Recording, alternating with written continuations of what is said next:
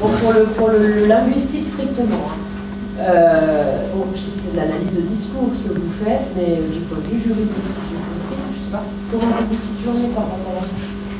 Par rapport à l'analyse de discours, parce que là, quand vous parliez d'ordre du discours, moi je pensais à dispositif, parce que finalement les formes d'écriture cadrée, oui, c'est des types de... C'est dans un dispositif de contrôle social.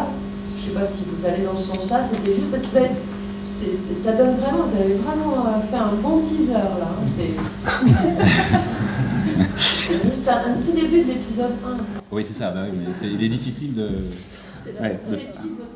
Mais si on veut, alors je crois pas qu'il y ait Foucault de manière générale. Évidemment, ça compte. Là, ouais, oui, bien sûr. Oui, bien sûr. Mais si tu veux pour le, Sébastien répondra après, il aura sa vision du truc. Mais si on veut le situer par rapport à Foucault, ce serait Foucault qui se serait intéressé effectivement à un dispositif discursif.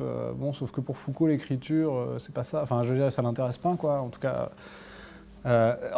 Ce serait Foucault qui se serait intéressé au déploiement du pouvoir des juristes par le biais de leur écriture. De ce point de vue, oui, en effet, on le situerait comme ça. C'est-à-dire, c'est pas le droit comme dispositif réel de pouvoir. Tu vois ce que je veux dire ?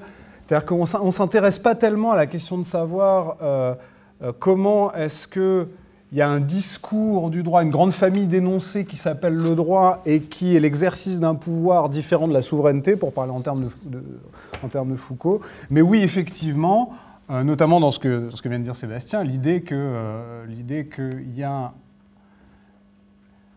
un travail discursif, si on le saisit de ce point-là, qui est inaperçu et qui a des effets qu'on situe en termes de pouvoir, oui, bien sûr.